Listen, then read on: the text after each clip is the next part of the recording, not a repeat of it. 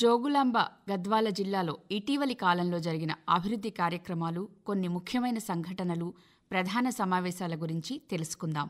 జిల్లాలో సావిత్రిబాయి పూలే జయంతిని మహిళా ఉపాధ్యాయుల దినోత్సవంగా నిర్వహించారు. భవిష్యత్ తరాల కోసం తన జీవితాన్ని త్యాగం చేసి విద్యా వ్యవస్థలో విప్లవాత్మకమైన మార్పులకు శ్రీకారం చుట్టిన ఆదర్శనీయురాలు సావిత్రిబాయి పూలే అని జిల్లా కలెక్టర్ బిఎం సంతోష్ పేర్కొన్నారు.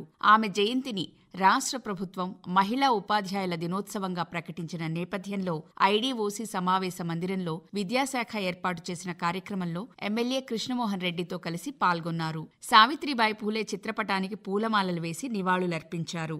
ఈ సందర్భంగా కలెక్టర్ మాట్లాడుతూ జిల్లాలో మహిళా విద్యా వ్యాప్తికి ఉపాధ్యాయులు కృషి చేయాల్సిన అవసరం ఉందన్నారు. ఎమ్మెల్యే కృష్ణమోహన్ రెడ్డి మాట్లాడుతూ బాల్య వివాహాల నిర్మూలనకు విద్య ఎంతో అవసరమని, ఆ దిశగా ఉపాధ్యాయులు అక్షరాస్యత పెంపు కోసం కృషి చేయాలని పేర్కొన్నారు.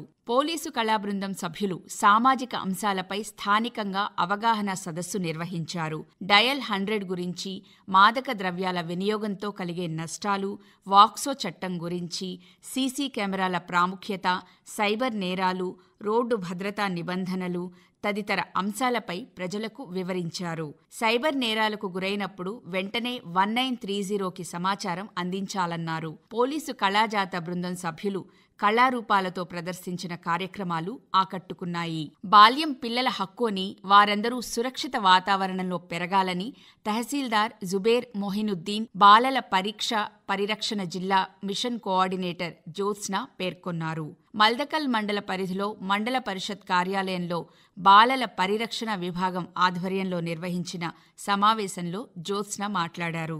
బాలలు వేధింపులకు గురైతే 100-1098 నంబర్లకు ఫోన్ చేసి ఫిర్యాదు చేయాలని సూచించారు. MPDO Anjaneya Reddy, MPO Rajasekhar, ICDS supervisor Nagarani ఈ కార్యక్రమంలో పాల్గొన్నారు.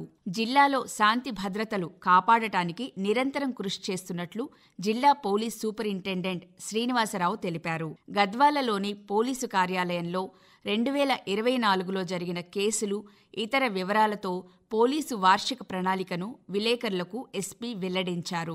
జిల్లా వ్యాప్తంగా వివిధ నేరాలకు సంబంధించి ఈ ఏడాది మొత్తం 2419 కేసులు నమోదు చేశామన్నారు. చరవాణి దొంగతనాలకు సంబంధించి 2846 ఫిర్యాదులు రాగా 1058 మంది బాధితులకు తిరిగి ఇప్పించామని, ఈ విషయంలో గద్వాల జిల్లా రాష్ట్రంలోనే 5వ స్థానంలో ఉండటం గర్వకారణమని ఎస్పీ పేర్కొన్నారు.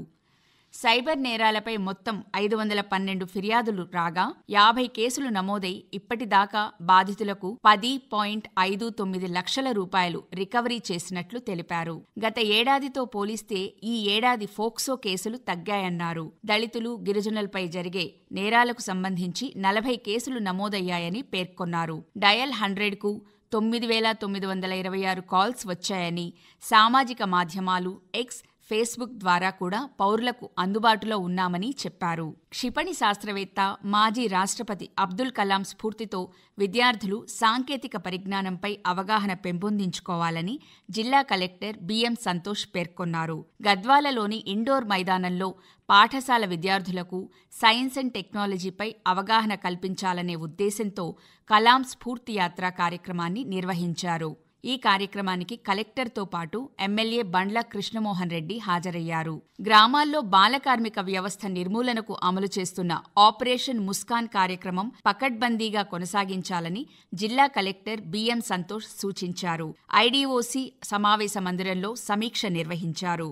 ఆయా మండలాల పరిధిలో ఇప్పటివరకు 18 మంది బాలలు కార్మికులుగా పనిచేస్తుండగా గుర్తించినట్లు అధికారులు వెల్లడించారు. ఐసీడీఎస్ పరిధిలో పోషణ్ అభియాన్పై దృష్టి సారించాలని కలెక్టర్ సూచించారు. మానవ వనరులు ఆరోగ్యంగా ఉండాలంటే గర్భిణులు, బాలింతలకు మంచి పౌష్టికాహారం అందిస్తే పుట్టబోయే బిడ్డలు ఆరోగ్యంగా ఉంటారన్నారు.